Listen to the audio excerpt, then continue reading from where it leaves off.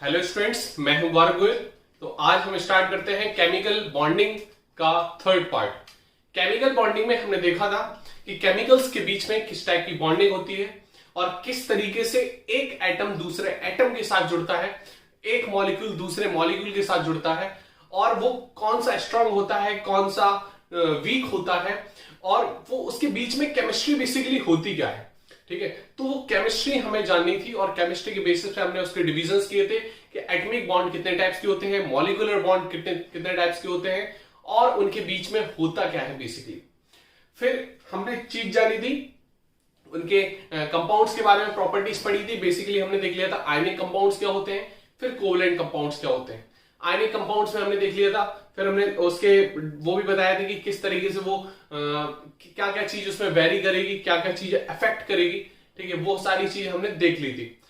फिर हमने lattice energy के बारे में बताया था। अब लैटिस एनर्जी के बारे में यहां पर थोड़ी सी चर्चा और कर लेते हैं। डेफिनेशन वहां नहीं बताई थी यहां पर, लेकिन लैटिस एनर्जी और एंथैल्पी को हम देख लेते हैं। देखो, एनर्जी और एंथैल्पी में एक डिफरेंस है। अगर लैटिस एनर्जी और लैटिस एंथैल्पी की बात करें तो एनर्जी और एंथैल्पी में एक छोटा सा डिफरेंस है कि एनर्जी अगर कांस्टेंट प्रेशर पे हो, एनर्जी अगर कांस्टेंट प्रेशर पे हो तो उस एनर्जी को हम एंथैल्पी बोल देंगे। अगर एनर्जी कांस्टेंट प्रेशर पे हो तो उस एनर्जी को हम क्या बोल देंगे, एंथैल्पी बोल देंगे। तो यहां पर ये चीज समझनी है। अगर कोई लैटिस एनर्जी है वो कांस्टेंट प्रेशर मतलब 1 एटमॉस्फेयर पे ही काम कर रही है तो हम उसको एंथैल्पी बोल सकते हैं। तो यहां पर अगर हम देख लें लैटिस एनर्जी और लैटिस एंथैल्पी देख लें तो द लैटिस एनर्जी और enthalpy of an ionic compound is defined as the energy required to completely separate 1 mole of solid ionic compound into its gaseous constituent ions, into its gaseous constituent ions। इसका basically मतलब क्या होता है कि ये जो definition बोल रही है कि कोई लैटिस बना है, कोई जाल बना है हमारा। ठीक है, जैसे हमारा जाल बना है, हमने देख लिया कि इस तरीके से ये हमारी यूनिट सेल है। एक हमने यूनिट सेल ले ली।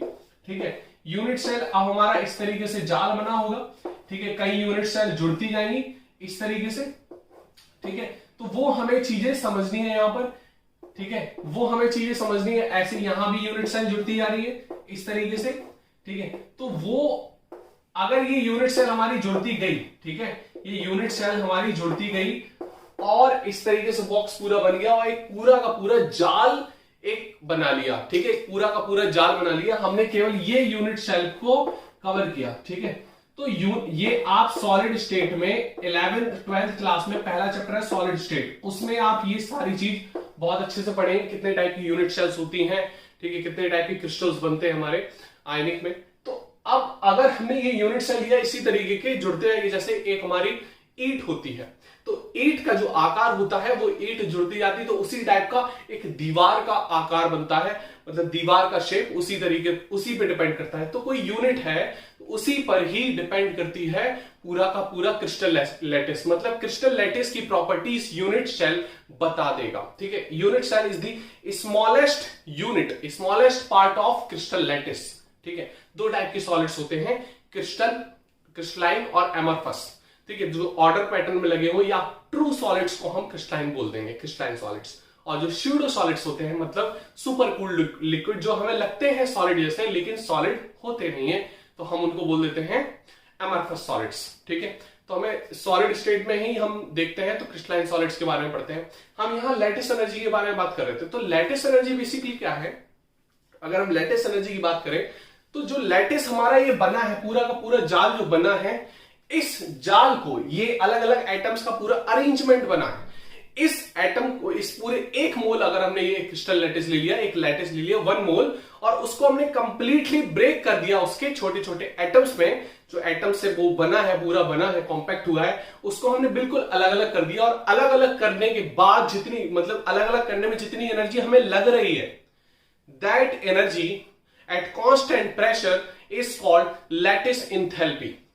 ठीक है, मतलब क्या बोला है उसने, lattice enthalpy of a ionic compound is defined as the energy required to completely break बोल सकते हो या separate of 1 mole of solid या crystal lattice of ionic compound into its gaseous constituent ion. मतलब अगर हमने NaCl का बनाया पूरा, तो NaCl को हमने कंप्लीटली तोड़ दिया Na+ और Cl नेगेटिव में, कंप्लीटली सारे Na+ Cl नेगेटिव हम कंप्लीटली ब्रोक हो चुके, तो उसमें जितनी एनर्जी लगेगी एट कांस्टेंट प्रेशर पे, that is called lattice enthalpy. Clear हो रही बात की नहीं, समझ में आ रही बात की नहीं? तो अगर हम इसकी बात करें NaCl क्रिस्टल लैटिस की, तो NaCl को तोड़ने में NaCl पूरा, अगर ये NaCl का पूरा क्रिस्टल बना है, इसको तोड़ने में 1 मोल में 78 किलो जूल, हम बोल देते हैं 78 किलो जूल, 88 किलो जूल पर मोल, मतलब 1 मोल NaCl क्रिस्टल लैटिस को तोड़ने में 788 किलो जूल एनर्जी हमें लगती है। That is called lattice enthalpy of NaCl। ऐसी अलग अलग होती है लैटिस एंथैल्पी, अलग अलग कंपाउंड्स की, अलग अलग केमिकल्स की, तो वहां पर हम देखेंगे। तो लैटिस एंथैल्पी की डेफिनेशन ये आप लिख सकते हो, और ये एग्जांपल में लिख सकते हो NaCl का। क्लियर? अब हम देखेंगे बॉन्ड पैरामीटर्स, इसको नोट कर लो। तो अब हम देखते हैं कुछ पैरामीटर्स जो हमारे बॉन्ड पैरामीटर्स कहलाते हैं, जो बॉन्ड देखने में या बॉन्ड की चीजें हमें समझने में हेल्प करते हैं, उसको बोलते हैं बॉन्ड पैरामीटर्स। बॉन्ड पैरामीटर्स में हम जो देखेंगे कुछ चीजें, टर्म्स हम समझेंगे, तो उन टर्म्स को हम देखते हैं। जैसे पहला टर्म है हमारा बॉन्ड लेंथ। पहला टर्म क्या है? Bond length. बॉन्ड लेंथ को हम समझ चुके थे कितने टाइप्स की हमारी बॉन्ड लेंथ होती है, ठीक है। प्रीवियस चैप्टर में हम कवर कर चुके थे, वंडरवाल बॉन्ड लेंथ हम देख लिया था, ठीक है। हमने मेटेलिक लेंथ देख ली थी, रेडियस बेसिकली बोलते हैं, तो उसमें लेंथ ही आ जाती है हमारी, ठीक है। वो सारी रेडियस हमने कवर कर ली थी, ठीक है। बॉन्ड लेंथ देखते हैं, बॉन्ड ऑर्डर देखते हैं, बॉन्ड ऑर्डर, ठीक है। बॉन्ड स्ट्रेंथ देख लेंगे, बॉन्ड स्ट्रेंथ देख लेंगे, ठीक है। Bond order, bond length, bond strength, ठीक है। बॉन्ड इंथैल्पी भी बोल सकते हो उसको, ठीक है। बॉन्ड इंथैल्पी भी बोल सकते हो, अगर इसको बोलना है बॉन्ड इंथैल्पी भी बोल सकते हो, ठीक है। पोलैरिटी ऑफ बॉन्ड्स हमें देखना है, पोलैरिटी बॉन्ड्स की, पोलैरिटी ऑफ बॉन्ड्स, ठीक है। किस तरफ कौन ज्यादा पोलर होगा, किस पोलर भी होगा कि नहीं होगा, ठीक है। और रेजोनेंस हमें देखना है, बॉन्ड्स के बीच में रेजोनेंस होता है कि नहीं होता है, वो भी हमें देखना है। रेजोनेंस पूरा फिनोमेना हम ऑर्गेनिक में बहुत डिटेल में समझेंगे, लेकिन यहां पर हमें चीजें समझनी है, ये कुछ टर्म्स समझने हैं। तो अगर हम बॉन्ड पैरामीटर्स में बात करें, सबसे पहले हम बॉन्ड लेंथ को देखते हैं। तो बॉन्ड लेंथ अगर हम समझाते हैं, तो बॉन्ड लेंथ क्या है? अगर दो एटम के बीच में कोई बॉन्ड लेंथ बनी है, कोई बॉन्ड बना हुआ है, ठीक है, तो वो सेंटर से बना होता है। न्यूक्लियस से न्यूक्लियस के बीच की जो डिस्टेंस है, that is called bond length. मतलब दो न्यूक्लियाई के बीच में, न्यूक्लियस को हम प्लूरल में न्यूक्लियाई बोल देंगे, तो दो न्यूक्लियाई के बीच में जो बॉन्डेड न्यूक्लियाई हैं, उनके बीच की डिस्टेंस हमारी क्या कहलाती है? Bond length.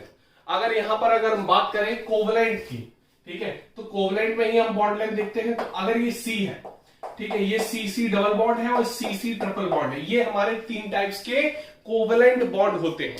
तो अगर हम बात करें यहां पर लेंथ किसकी ज्यादा होगी, ठीक है, अगर हम लेंथ की बात करें, तो पहला जो कार्बन कार्बन की जो बॉन्ड लेंथ है, अगर हम यहां पर बात करें, तो 1.54, यहां पर 1.44 और यहां पर 1.34, ये वैल्यू आती है, ये वैल्यू आती है 1.54, 1.44 और 1.34। क्लियर हो रही बात की नहीं? इसकी यूनिट की बात करें, तो ये यूनिट हमारी किसमें आएगी? एंगस्ट्रॉन में आएगी। किसमें आएगी? एंगस्ट्रॉन में। यूनिट हमारी किसकी होगी? एंगस्ट्रॉन में होगी। तो अगर हम यहां पर बॉन्ड लेंथ में देखें, ठीक है, हम सिंपल भी हम देख सकते हैं, जैसे हम HH की बात कर ले, ठीक है, HH की बात कर ले, O डबल बॉन्ड O की बात कर ले और N ट्रिपल बॉन्ड N की बात कर ले, ठीक है। यहां पर हम डिफरेंट की बात कर रहे हैं, यहां पर एक ही एटम के बीच की बात कर रहे हैं, एक ही एटम में किस तरीके से हमारी बॉन्ड लेंथ होगी, तो वो हमने देख लिया 1.54 एंगस्ट्रॉन कार्बन कार्बन के बीच में, इसकी 1.44, इसकी 1.34 एंगस्ट्रॉन। अगर हम यहां पर बात करें हाइड्रोजन हाइड्रोजन के बीच में, ऑक्सीजन ऑक्सीजन के बीच में और नाइट्रोजन नाइट्रोजन के बीच में, तो अगर हम दोनों की देखें, तो हाइड्रोजन हाइड्रोजन की बॉन्ड लेंथ है वो ज्यादा होगी, ठीक है, सिंगल है, देन ऑक्सीजन ऑक्सीजन की, देन नाइट्रोजन नाइट्रोजन की बात करें तो इनकी होगी। क्लियर?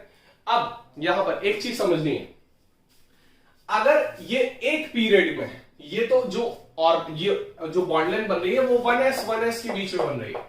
यहां पर क्या हो गया 2 सेकेंड ऑर्बिटल होगी, ठीक है, 2p हो गई, ये भी हमारी 2p हो गई। तो यहां पर इन दोनों में तो कंपेयर कर सकते हैं, लेकिन इसमें कंपेयर नहीं कर सकते। 1s जो है वो अंदर वाली शेल है, इनकी जो हाइड्रोजन का है उनका जो बॉन्ड लेंथ होगी वो तो ऑब्वियस छोटी होगी इन दोनों में। लेकिन अगर इन दोनों में कंपेयर करें तो ऑक्सीजन का डबल बॉन्ड होगा, ऑक्सीजन का डबल बॉन्ड होगा वो ट्रिपल बॉन्ड से बड़ा होगा, ठीक है, क्योंकि ये दोनों किसमें सेकंड पीरियड में, ये आपको समझना है। अगर यहीं पर अगर हम सिंगल बॉन्ड वाली चीज ला दें तो फ्लोरीन को ला सकते हैं। किसको ला सकते हैं? फ्लोरीन को। तो अगर हम फ्लोरीन की बात करें तो ये 2p है, ठीक है। तो अगर यहां पर अगर हम यहां समझने वाली बात है, यहां पर देखो अगर हम वैल्यू की बात करें तो वैल्यू निकलती है एक्सपेरिमेंटली। अगर हमें कॉमन सेंस से आंसर निकालना है तो कौन सा ऑर्डर, किसका ऑर्डर पहले होगा। तो अगर हम देखो, अगर हम ऑर्डर की बात करें, यहां पर फर्स्ट मान लिया, यहां पर सेकंड मान लिया, यहां पर थर्ड मान लिया और फ्लोरीन का फोर्थ मान लिया। तो अगर हम देखें कि किसका बॉन्ड लेंथ ज्यादा होगी, तो सबसे ज्यादा जो बॉन्ड लेंथ है वो सिंगल बॉन्ड की होती है। तो हाइड्रोजन जो है वो 1s का है, हमें इन तीनों में सेम कंपेयर होगा।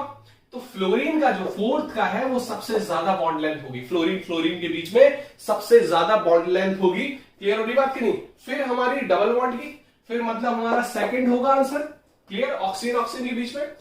फिर होगा नाइट्रोजन के बीच में, क्लियर हो रही बात कि नहीं? हाइड्रोजन की तो बॉन्ड लेंथ सबसे छोटी है, हाइड्रोजन की बॉन्ड लेंथ क्या है? सबसे छोटी। क्यों? क्योंकि वो तो 1s का है ना, तो उसकी तो इनसे तो छोटी ही होगी, ठीक है। तो ये हमारा हो जाएगा फर्स्ट। तो ये ऑर्डर होगा किसका? बॉन्ड लेंथ का। क्लियर हो रही बात कि नहीं? ये ऑर्डर होगा बॉन्ड लेंथ का। तो यहां पर आपको ये समझना, अगर सेम पीरियड का है, सेम पीरियड की बात कर रहे हैं और उसमें हमने सिंगल डबल ट्रिपल देखा, तो उसमें सिंगल की ज्यादा होगी then double then triple. Clear? Triple का सबसे छोटा होगा। समझ में आ रही बात की नहीं? तो ये हम इस तरीके से देख सकते हैं। क्लियर? अगर हमें यहां पर डेफिनेशन की बात करें, बॉन्ड लेंथ की डेफिनेशन, अगर हम यहां पर डिफाइन करें कि बॉन्ड लेंथ होती क्या है भाई, कैसे डिफाइन करेंगे हम बॉन्ड लेंथ को? बॉन्ड लेंथ को हम डिफाइन कैसे करेंगे? तो यहां पर अगर देखो बॉन्ड लेंथ की हम डेफिनेशन देखें तो bond length is defined as the equilibrium distance between two nuclei. दो न्यूक्लियाई के बीच में जो इक्विलिब्रियम डिस्टेंस होगी, ठीक है, that of two bonded atoms in a molecule, that is called bond length, that is called bond length. अगर हम बॉन्ड लेंथ, बॉन्ड ऑर्डर और बॉन्ड स्ट्रेंथ पढ़ रहे हैं तो यहां पर हम बॉन्ड एंगल भी पढ़ सकते हैं। यहां पर लिख सकते हो बॉन्ड एंगल। तो बॉन्ड एंगल भी हम टर्म्स देख लेते हैं। तो हमें 6 पैरामीटर्स यहां पर देखने हैं, में 6 पैरामीटर्स, ठीक है। Bond length, bond order, bond strength and bond angle and polarity of bonds and resonance. पहला, दूसरा, तीसरा, चौथा, पांचवा और छठवां, 6 चीजें हम यहां पर कवर करेंगे, ठीक है। क्लियर हुई बात करी? तो बॉन्ड लेंथ में क्या हो गया? Bond length is defined as the equilibrium distance between the nuclei of two bonded atoms in a molecule. मतलब एक मॉलिक्यूल में दो एटम्स अगर बॉन्डेड हैं तो उनकी इक्विलिब्रियम डिस्टेंस हमारी क्या कहलाएगी? Bond length. क्लियर? तो अब हमने ये क्वेश्चन भी आपको करा दिया कि किस तरीके से हमें देखना है आपको। ये सारी चीजें आप नोट कर सकते हो, इस तरीके से आप क्वेश्चंस निकाल सकते हो बॉन्ड लेंथ के। इसको नोट कर लो, फिर हम देखेंगे बॉन्ड ऑर्डर क्या होता है सबसे पहले, उसके बाद देखेंगे बॉन्ड एंगल बेसिकली क्या होता है। इसको नोट करते हैं।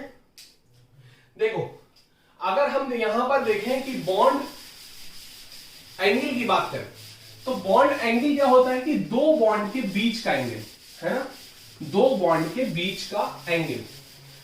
अब आपको ये चीज पता है कि बॉन्ड जो बनता है वो ओवरलैपिंग ऑफ ऑर्बिटल से बनता है, ओवरलैपिंग ऑफ ऑर्बिटल से।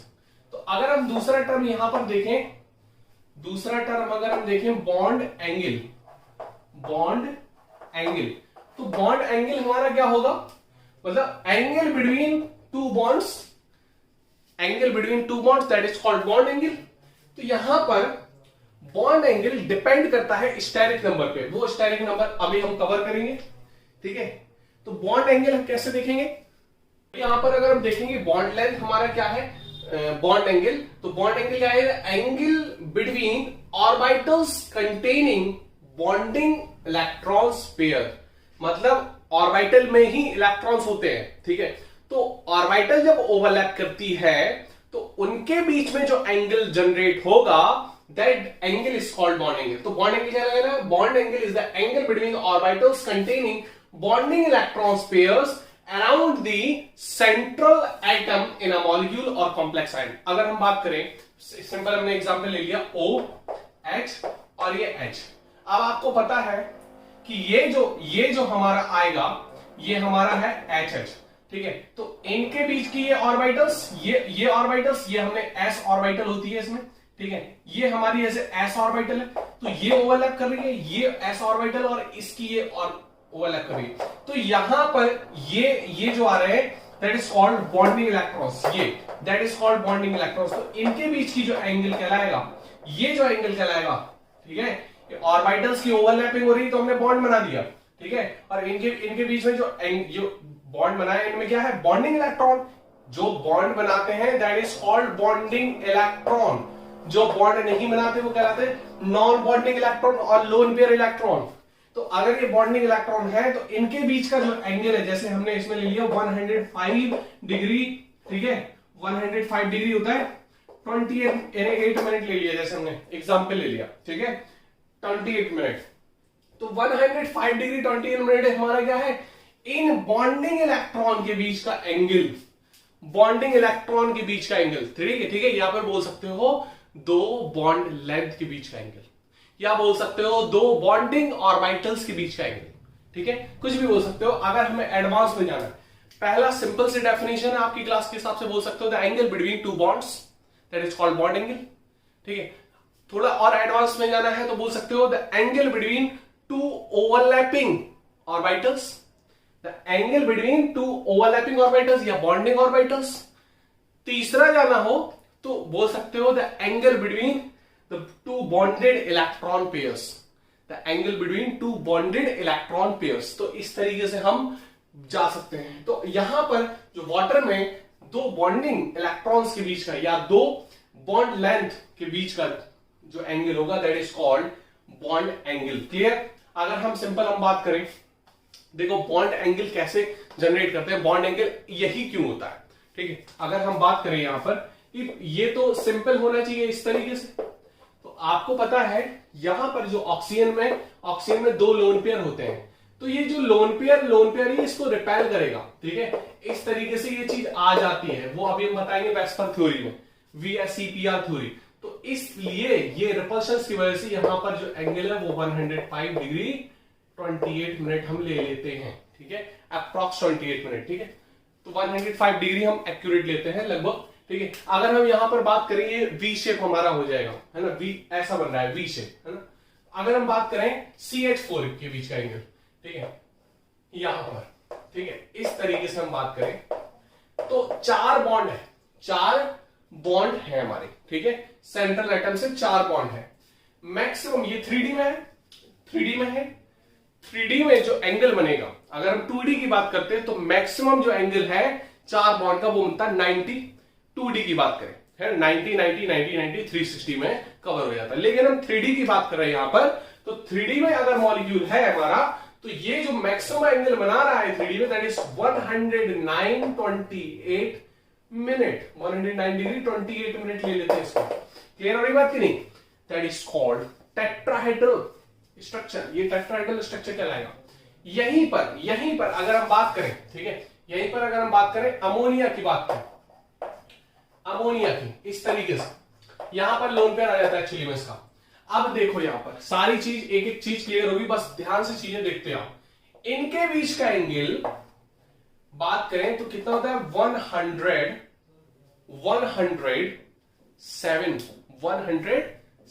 कितना हो जाएगा 107 डिग्री, ठीक है। 28 मिनट हम ले लेंगे, मतलब अप्रॉक्स 28 मिनट, मतलब 107 डिग्री होगा। कितना 107। क्लियर है बात की नहीं? यहां पर 109, एक लोन पेयर आ गया 107, एक और यहां पर ऑक्सीजन में दो लोन पेयर होते हैं, तो कितना हो गया 105। यहां पर इस तरीके से चीजें बदलती है। ये हमारा टेट्राहेड्रल, ये हमारा ट्राइगोनल पिरामिडल, इसको हम बताएंगे, स्ट्रक्चर को बहुत डिटेल में बताएंगे। अब एक और बॉन्ड हट गया, ये वी शेप। क्लियर? इसको नोट कर सकते हो। तो बॉन्ड एंगल इस तरीके से हमारा डिफाइन होगा, ये डेफिनेशन नोट कर सकते हो। तो ये 3 एग्जाम्पल नोट कर सकते हो। कौन कौन से? मीथेन का, ये मीथेन, ये अमोनिया का कर सकते हो, और यहां पर ये वाटर का कर सकते हो। क्लियर? नोट कर लो। यहां पर हम थर्ड टर्म समझते हैं, दैट इज बॉन्ड ऑर्डर। देखो, बॉन्ड ऑर्डर हमें निकालना क्या है, बेसिकली समझना क्या है, बॉन्ड ऑर्डर का मतलब क्या है। बॉन्ड ऑर्डर का मतलब बोल सकते हो कितने बॉन्ड हैं, 1 है, 2 है, 3 है। बॉन्ड ऑर्डर फ्रैक्शन में भी निकलता है। बॉन्ड ऑर्डर 0 हो गया मतलब 2 एटम के बीच में कोई बॉन्ड नहीं है।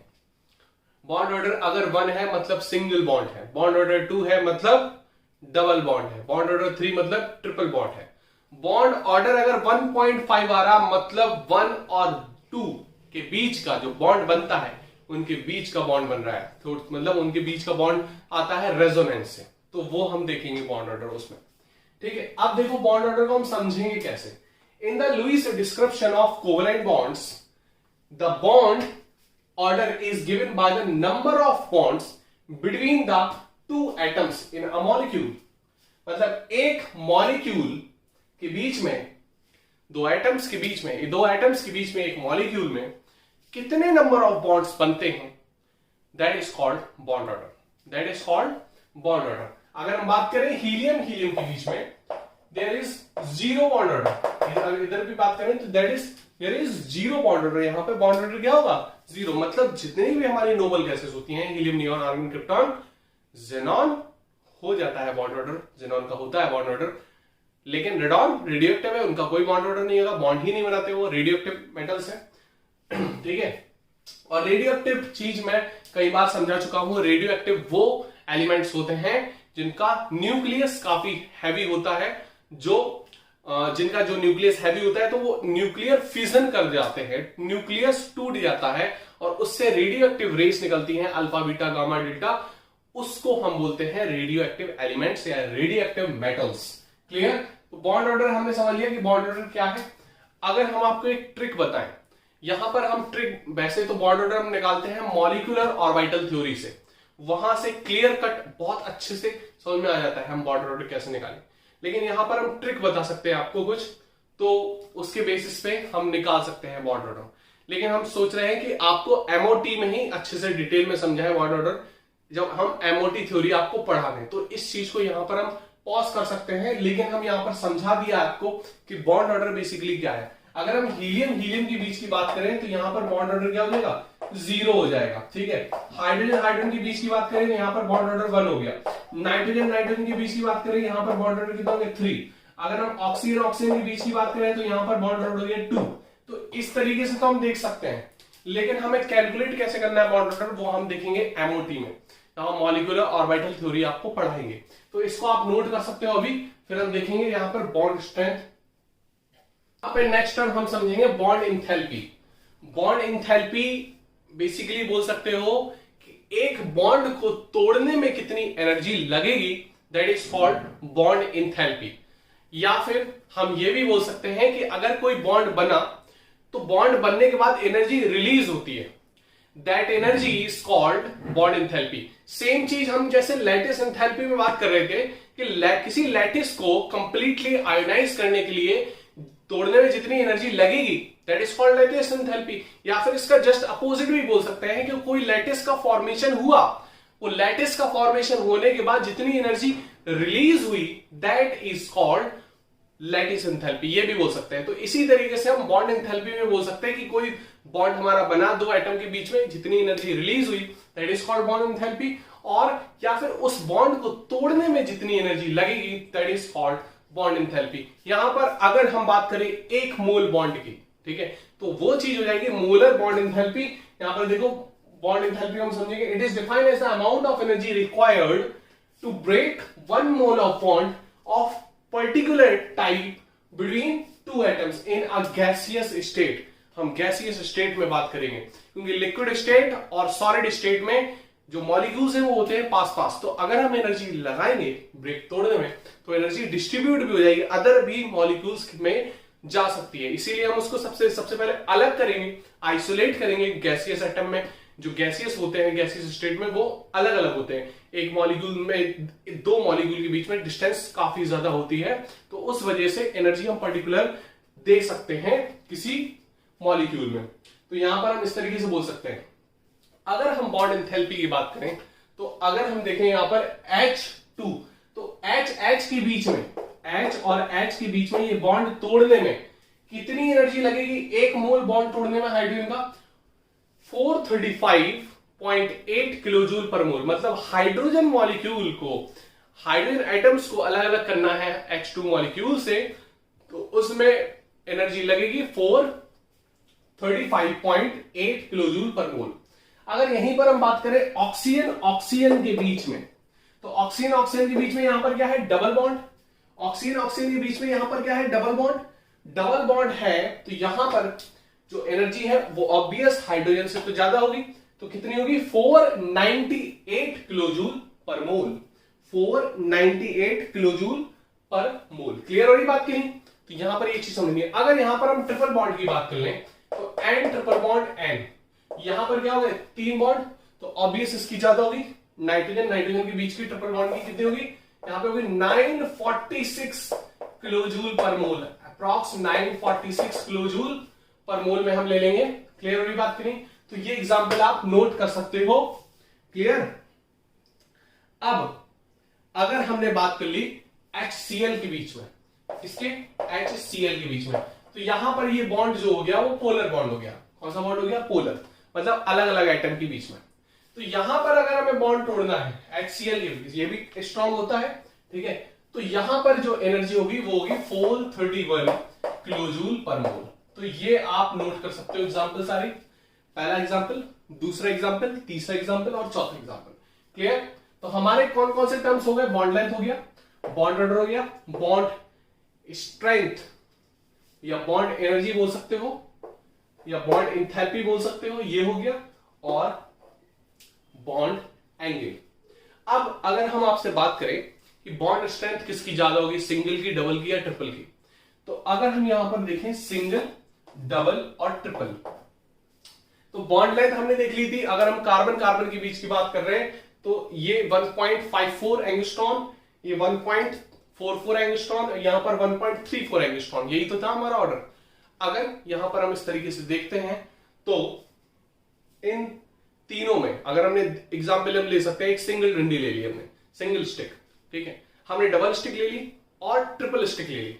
तो सिंगल स्टिक जल्दी टूट जाएगी या डबल या ट्रिपल? सिंगल जल्दी टूट जाएगी, क्योंकि इसमें एनर्जी हमें कम लगानी पड़ेगी। डबल में एनर्जी ज्यादा लगती है और ट्रिपल में और ज्यादा लगती है।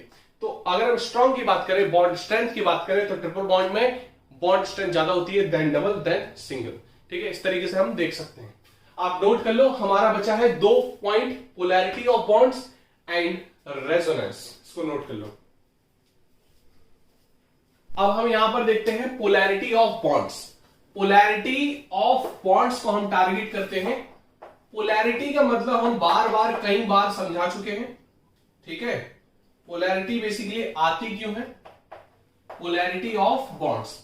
ये बात बिल्कुल सच है कि पोलर होने से बॉन्ड स्ट्रेंथ या बॉन्ड जो है वो स्ट्रांग हो जाता है, अगर पोलर है तो। अब पोलैरिटी आई कैसे? पोलैरिटी, अगर ये पोलर वर्ड है, पोलर वर्ड आता है अगर हम केमिकल के बेसिस पे बात करें, दो एटम्स के बीच की बात करें, तब हम पोलर में देखेंगे। तो पोलर बोल सकते हो 2 पॉइंट में डिफरेंस होना चाहिए, ठीक है, 2 पॉइंट में डिफरेंस होना चाहिए। कौन सा डिफरेंस? अगर हम केमिस्ट्री की बेसिस बात करें तो इलेक्ट्रोनेगेटिविटी डिफरेंस। अगर हम पोलर बॉन्ड्स की बात करें, पोलर बॉन्ड को अगर हम देखें, तो यहां पर हम देखेंगे द बॉन्ड फॉर्म बिटवीन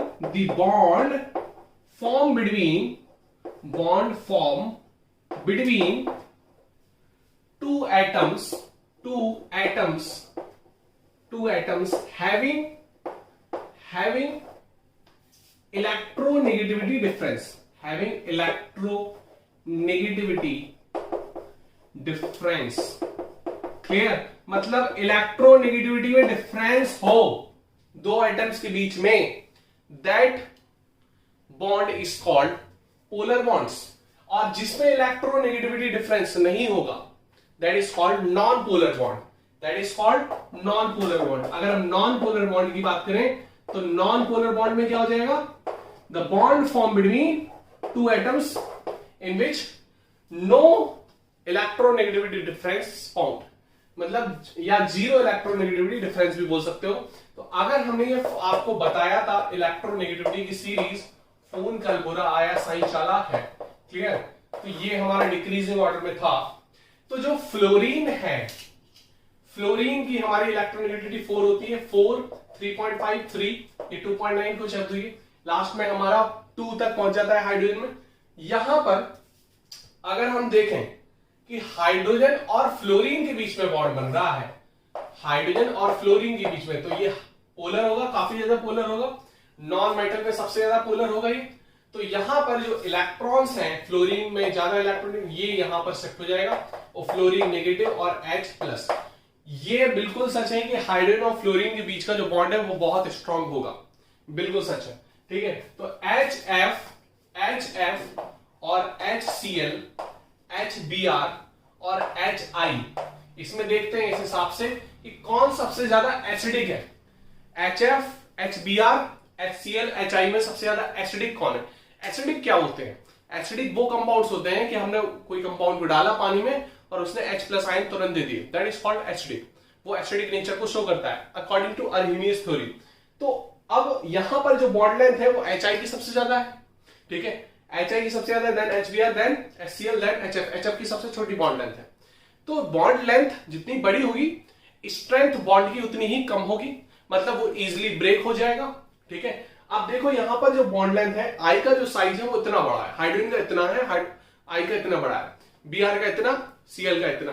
तो अगर हम बड़े साइज की किसी छोटे साइज के साथ बॉन्डिंग करा दें तो वहां पर बॉन्डिंग स्टेबलाइज नहीं होती है, वो मॉलिक्यूल स्टेबल फॉर्म नहीं करता है, तो यहां पर ये इजिली ब्रेक हो जाएगा। तो HI is more acidic than HBr, then HCl, then HF। HF हमारा इसमें सबसे कम एसिडिक होगा हैलोजन एसिड्स में, क्लियर। तो ये हमारा पोलर नेचर से हम बता सकते हैं बॉन्ड्स के बारे में कि बॉन्ड्स की क्वालिटी क्या है, कैरेक्टरिस्टिक्स क्या है, ठीक है। तो बॉन्ड में हम पोलर बॉन्ड्स देखते हैं और नॉन पोलर बॉन्ड्स। तो अगर पोलर बॉन्ड की जो मॉलिक्यूल है वो कहलाते हैं पोलर मॉलिक्यूल्स, और नॉन पोलर बॉन्ड अगर आ गया तो नॉन पोलर मॉलिक्यूल्स। तो अगर हम यहां पर कॉन्सेप्ट आता है लाइक डिसॉल्व लाइक, कॉन्सेप्ट आता है लाइक डिसॉल्व लाइक। तो लाइक डिसॉल्व लाइक का मतलब क्या है यहां पर, मतलब पोलर पोलर में होगा डिसॉल्व, मतलब पोलर कंपाउंड्स, पोलर मॉलिक्यूल्स के जो कंपाउंड्स होंगे वो पोलर में ही डिसॉल्व होंगे और नॉन पोलर नॉन पोलर में। जैसे हम बात कर ले, अल्कोहल वाटर में डिसॉल्व हो जाती है, ठीक है। तो अल्कोहल वाटर में इसलिए डिसॉल्व हो जाती है क्योंकि अल्कोहल क्या है, पोलर है, ठीक है, और वाटर भी क्या है, पोलर है। लेकिन अगर हम बात करें कैरोसिन को वाटर में डाल दो तो कैरोसिन अलग दिखेगा और वाटर अलग, मतलब लेयर बन जाएगी बीच में। हम मस्टर्ड ऑयल ले लेते हैं तो मस्टर्ड ऑयल भी हमारा नॉन पोलर है, वाटर हमारा क्या, पोलर। तो उनके बीच में एक लेयर बन जाएगी। जब लेयर बन जाए, ठीक है, दो कंपाउंड्स के बीच में, तो वहां पर समझ लेना ये हेट्रोजीनियस मिक्सचर है एक, तो ठीक है, ये हेट्रोजीनियस मिक्सचर है, और वहां पर जो मिक्सचर हुआ है वो पोलर और नॉन पोलर का हुआ है, मतलब लाइक और डिसलाइक का, एक लाइक है एक डिसलाइक है, मतलब एक पोलर है एक नॉन पोलर है। अगर पोलर पोलर है या नॉन पोलर है तो पूरा का पूरा मिलकर एक होमोजीनियस मिक्सचर फॉर्म करेगा, क्लियर। तो ये नोट कर सकते हो पोलर और नॉन पोलर के बीच में। फिर हम देखेंगे रेजोनेंस टर्म, अभी हम समझ लेंगे रेजोनेंस क्यों। अब हम लास्ट टर्म देखेंगे यहां पर रेजोनेंस। देखो रेजोनेंस का मतलब होता है एक ऐसा सिस्टम जो कि डायनेमिक कंडीशन में हो, ठीक है।